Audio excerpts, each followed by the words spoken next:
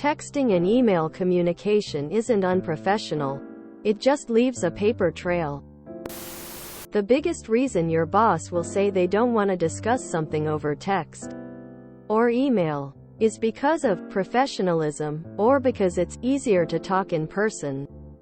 It's actually a lot easier to just send an email outlining the issue or a text. Super convenient and easy for all parties. But the real reason they don't want to email or text you is because they don't want a paper trail of the human rights violations they're about to commit. They want to tell you they don't care that your grandma died. Come into work anyway. But if they said that in a way you can easily have a picture to show they did, they'd be fired. Any boss or superior that refuses written communication is only doing so because they know that what they're doing is wrong. The silent treatment is also a recognized form of psychological and emotional abuse. They do not want to leave evidence that can be used against them in a lawsuit or for an unemployment claims. Always record conversations if you can. Yeah, from IT, I can say for definite paper trails are really important.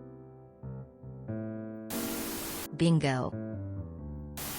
If recording is illegal, or just as an alternative, you can email them a summary of the conversation afterward.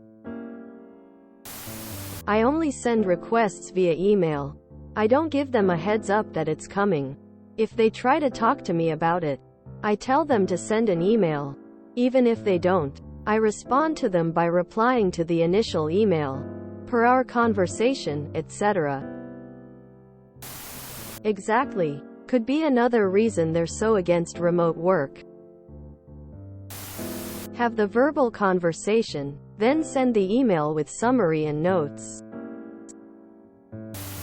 I never do business by talking about it. If a person, tradesman, colleague and I agreed on something, I always insist to have it in writing. Paper trail is the best for prevention of future problems. Talking is just talking. It has no weight. Hey boss, this is a summary of our convo. If you have any additions, updates, please reply back. Thanks. Less than someone who learned the hard way. Yeah, I don't play this game. Sometimes there are issues where a phone call is easier to explain something. But overall I want a paper trail. I work in AP and I've dealt with enough, you never called me, and we never talked about that, to know that a paper trail is necessary. Also, when we inevitably pay late and they email and say to call them to discuss payment terms, I don't. I've been berated too many times on the phone over something I have no control over. The only resistance I ever get is from, you guessed it, older generations. I had a boss literally treat me like ass and I called her out via Teams for it.